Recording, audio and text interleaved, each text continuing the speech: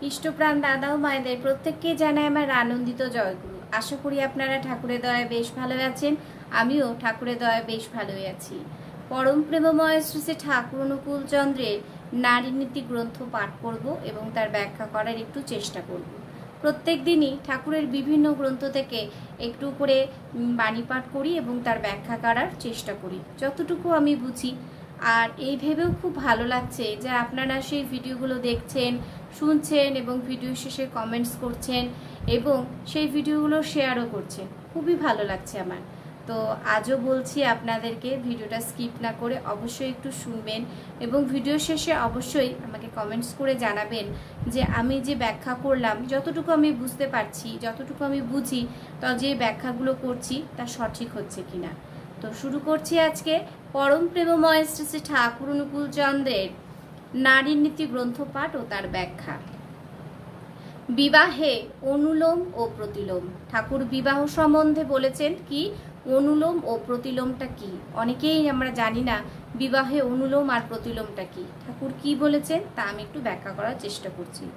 অনুলোম যেমন উন্নতকে প্রসব করে, প্রতিলোম তেমনি অবনতিকে বৃদ্ধি করে। ঠিক উল্টোটা, অনুলোমের উল্টোটা হচ্ছে প্রতিলোম।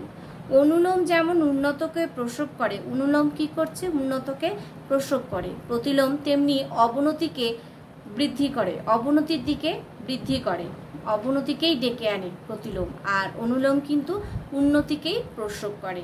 তাই প্রতিলোম বিবাহ এমনতর পাপ, ঠাকুর বলছেন প্রতিলোম বিবাহ এমনতর পাপ যাহা নিজের বংশকে ধ্বংসে অবসান্ত করে। যে বংশ থেকে আমি উদ্ভূত হলাম, যে বংশ থেকে আমি বেড়ে উঠেছি, সেই বংশই কে আমাকে অবসান করে দিচ্ছে, ধ্বংস করে দিচ্ছে, সে তা হচ্ছে প্রতিলোম।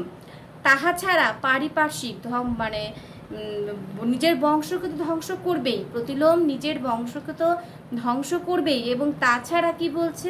তাছাড়া পারিপার্শ্বিক আমার আশেপাশে যারা আছে ও সমাজকেও, পারিপার্শ্বিক আশেপাশে যারা আছে এবং আমি যে সমাজে বাস করি সেই সমাজকেও ঘাট ধরিয়া বিধ্বস্তির দিকে চালিত করে, খারাপের দিকে চালিত করে, ভালো কিন্তু করে না।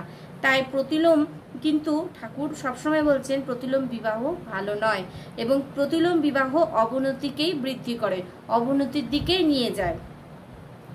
অসতী স্ত্রীর নিষ্কৃতি বরং সম্ভব। ঠাকুর বলছেন অসতী স্ত্রীর নিষ্কৃতি বরং সম্ভব, কিন্তু প্রতিলোমজ হীনত্বের অপলাপ অত্যন্তই দুষ্কর।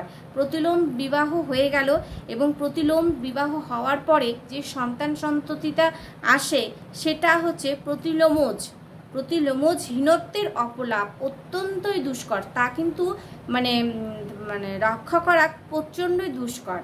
বাণী সংখ্যা 80। ঠাকুর কিন্তু সেই ব্যাপারে, বিবাহ ব্যাপারে সবসময় খেয়াল রাখতে বলেছেন। আর ঠাকুর যেভাবে বলেছেন ঠিক সেইভাবেই আমরা যদি চলতে পারি জীবনে আমরা অনেক ভালো থাকবো, সুস্থ থাকবো। জয়গুরু প্রত্যেককে। সবাই ভালো থাকবেন, সুস্থ থাকবেন। আমি ব্যাখ্যাটা খুব একটা বড় করি না, খুব অল্প সময়ের মধ্যে সেরে দিই। তো যদি ভালো লাগে অবশ্যই ভিডিওটাকে শেয়ার করবেন এবং ভালো লাগলে অবশ্যই লাইক কমেন্টস দিয়ে পাশে থাকবেন। জয়গুরু। আবারও দেখা হচ্ছে আরেকটি ভিডিও নিয়ে। জয়গুরু।